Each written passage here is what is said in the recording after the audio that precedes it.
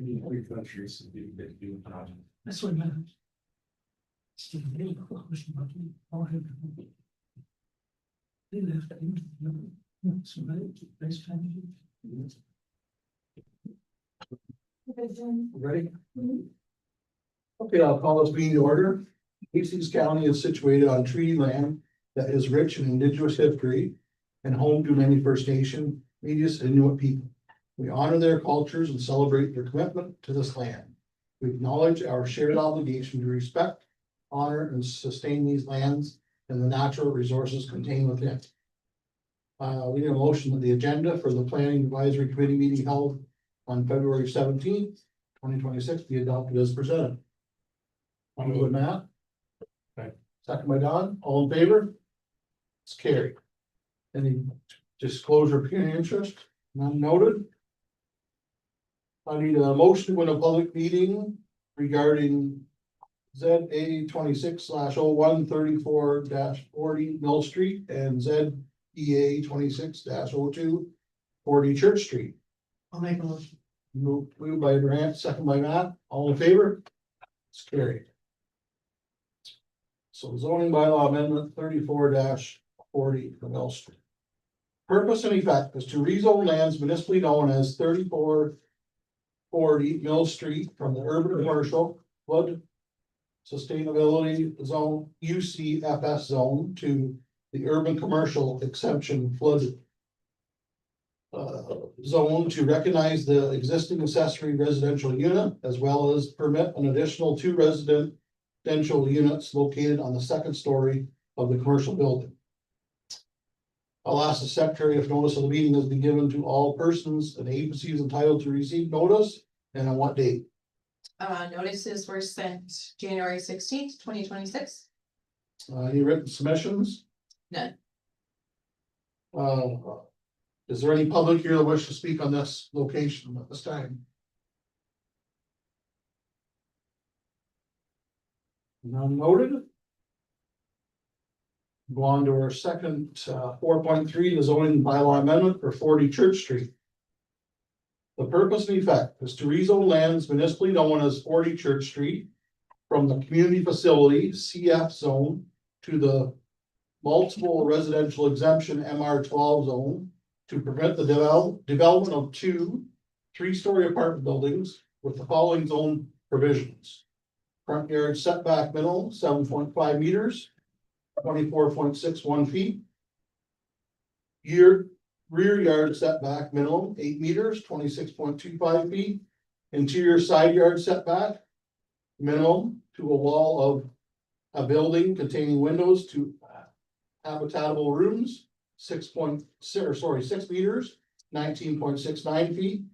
Building height maximum 11.49 meters, 37.7 feet.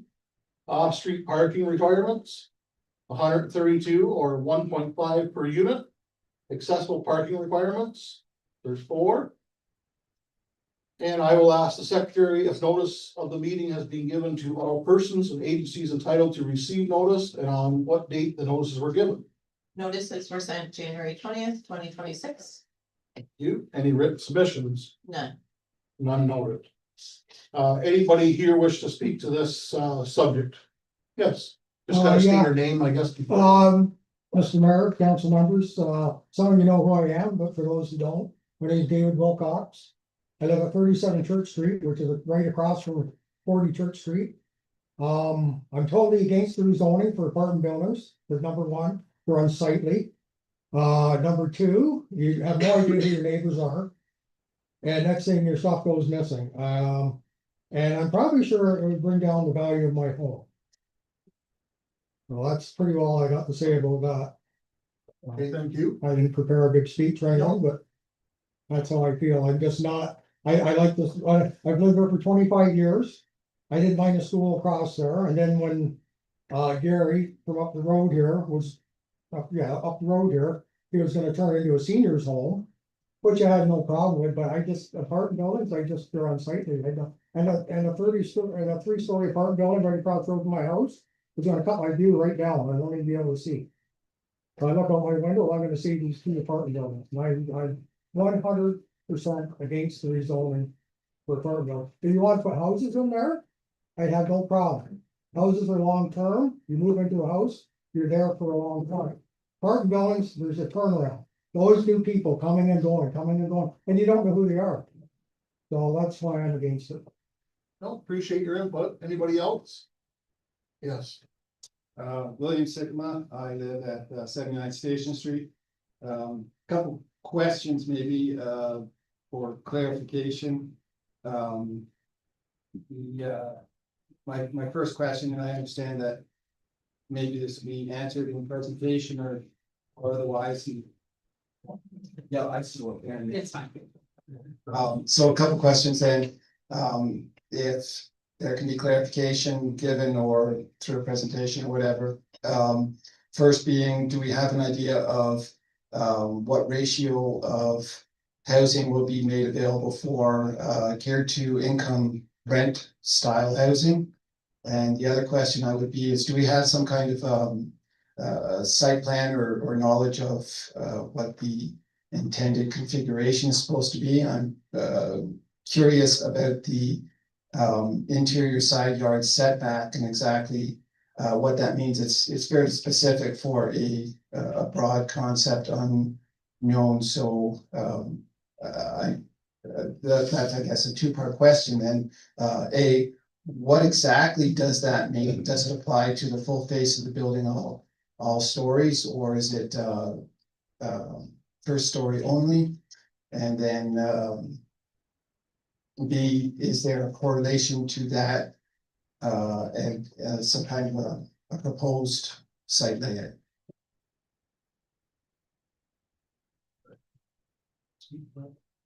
Yeah, through the chair, with respect to the configuration in the agenda and in the planning application, and the planning report, there was several studies and several, drawings, including a site plan, which is quite detailed, available, on the township's website. So you can go there. I don't think we have a presentation prepared to show you. But if you follow the link in the agenda, the planning report, and the additional materials have all of the site plan listed there for you. With respect to geared to income ratio, that wasn't mentioned in the planner's the planning justification report, but I do note that Ecoview is here, and if they want to speak to that portion, I do know in the planning justification report, each apartment or the apartment buildings will be a mix of 1 to 2 bedroom apartments, but geared to income, it wasn't included. But if Ecoview wants to speak to it, then they're here tonight. Yep. Anybody else? Go ahead if you like. Okay, I'm Ashlyn, I'm the planner on the file. Pardon? Applicant's agent? Yes, yeah. Just as. I turned it off. Oh. There we go. Just to speak to your question, I don't have an answer for you tonight. And unfortunately, the landowner couldn't be here with us, but I can go back to them and ask if he has any plans for that. I don't know currently, but we can get an answer for that for sure. And then, yeah, I am here if there are any other questions from committee or staff. Anybody else have anything from the public? Sorry, the clarification on what exactly it means, it's a very unique, I've seen the interior side yard setback to a wall with a window to habitable space.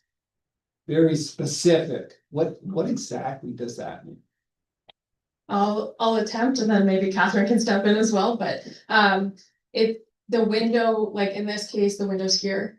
I get the The word, habitable, but yes. specifically, I get the wording, but how does it apply? Like, I get it, and the reason I ask is because almost any interior space is going to require, any habitable interior space is going to require a window.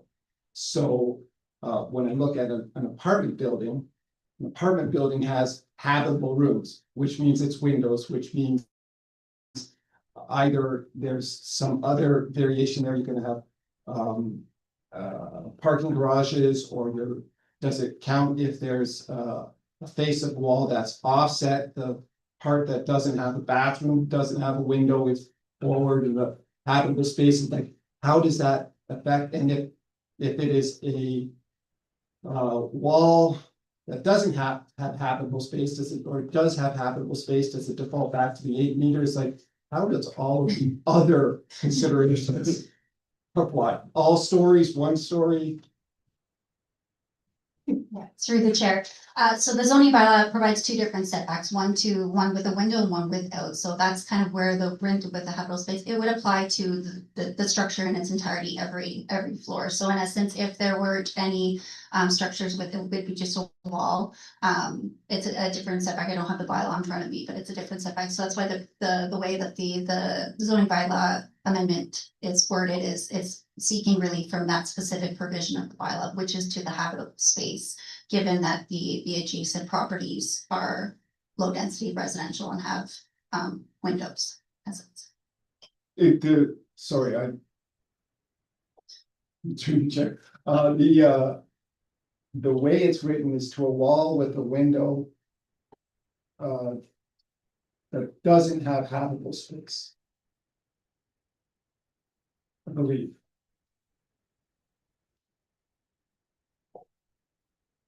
Just to provide, through the chair, just to provide additional clarity, Sydney's pulling up the zoning bylaw, so we can tell you the difference between the two different provisions. So we just don't want somebody spying now and again. Well, there is I that. would like it, yeah, especially if I had a hot tub or something out there. I just don't want to look at it. So the current bylaw, I couldn't find any clarification on that. I see lots of exemptions quoting that.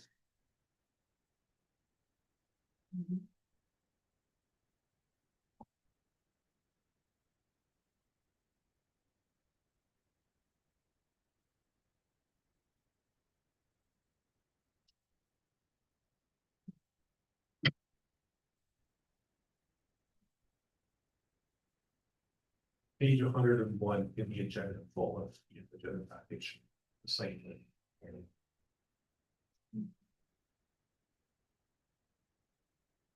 And 103. It's the same.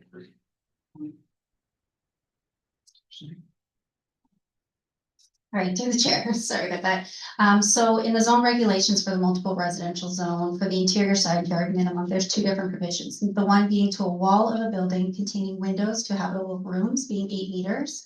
And the second one being to a wall of a building containing no windows to habitable rooms, which is a 3 meter setback. So the relief that they're requesting is from the 8 meters to the 6 meters. 6 meters to 6 meters. So if there is habitable space, 6 meters. If there's no window to habitable space, it could be 3 meters. Correct, and zoning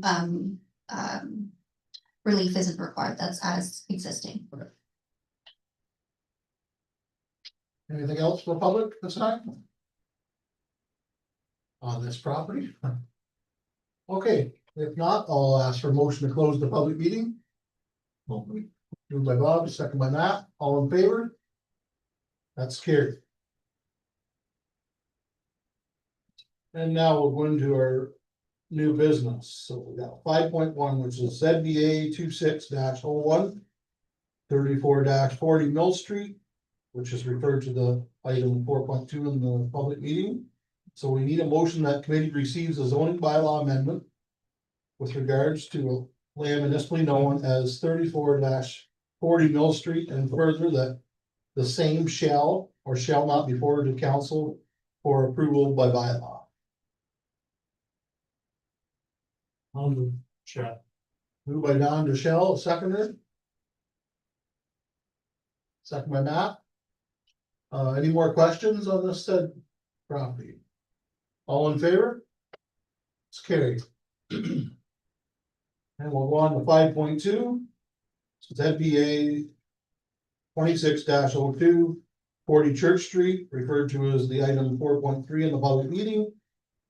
And we need a motion that committee receive a zoning bylaw amendment with regards to the land municipally known as 40 Church Street. And further that the same be deferred until such time that the following has been addressed. Section 59 clearance notice has been issued. The peer review comments have been addressed. Ministry clearance letter has been received by the stage 2 archaeological assessment. Okay. Moved by Bob. Motion. Second. And second by Don. Does anybody have any questions on that? It being referred for them reasons? Yes, Matt? As a broken record, as always, I believe we have a 90-day timeline with regards to rezones, and I'm not sure we'll meet that 90-day timeline, but we defer the issue. It's incomplete though. It was accepted as a complete application on December something by somebody in the staff. It said in one of the staff reports, I'm looking for it right now. Do we have a concern with that or? Through the chair, we're recommending deferral in essence due to the stormwater management and EIS application. So in essence, in principle, we would be recommending approval. However, if those setbacks, as noted in Jules' peer review comments, if any of those setbacks to the EP area, and there's a few other comments that Lower Trent also provided, if any of those setbacks then further impact the existing configuration, then in essence, the planning, you know, if they need different relief for their side yards or whatnot, then we'd have to essentially resubmit. So hence the reason why we're recommending deferral, and then if the onus again on the applicant to resubmit or essentially address those recommendations for deferral. You're correct, it's 90 days. However, recommending approval, and then should these get addressed through site plan and those setbacks then need to be amended again, then we'd kind of be back here again, recommending going through the process, going through the cost for another zoning bylaw amendment application and whatnot. So recommending deferral at this time is what the county deems appropriate to get those comments addressed. Yeah, everybody okay with that? Yes, Through the chair, I don't disagree with the planner's comment, I just like to always make that note. Yeah. Okay, I'll call for all in favor. It's carried. 5.3, the status update on current planning matters as of January 31st, 2026. I'll move. I'm sorry. All in favor?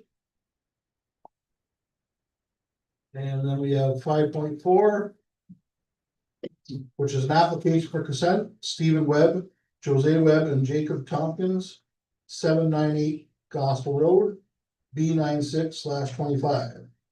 We need a motion that the report from the deputy clerk entitled Application for Consent, Stephen Webb, Jose Webb, and Jacob Tompkins, 798 Gospel Road, B96/25 be received, and further, that committee approves or does not approve this application with the following conditions: that the applicant provides the township with a copy of the survey of the severed lands, that property taxes be paid to date, that the road widening across the frontage of the severed and retained lands be deeded to the township of Stirling-Rawdon to the satisfaction of the public works manager, that a sworn affidavit signed by the owners be submitted to the land division secretary that confirms that the retained lands are currently owned by or will be conveyed to a bona fide farming operation, that the severed lands be rezoned to rural residential exemption zone to prohibit the keeping of livestock, that the retained lands be rezoned to the permanent agricultural exemption zone to prohibit residential development, that the safe site entrances be reviewed and or established on the severed and retained lands. Motion for that to approve or not approve. I'll make the motion to approve. Thanks, Grant. Motion to approve, a seconder. I'll say. Second by Don. Anybody have any questions? All in favor? It's carried. And I'll need a motion for adjournment. I'll move.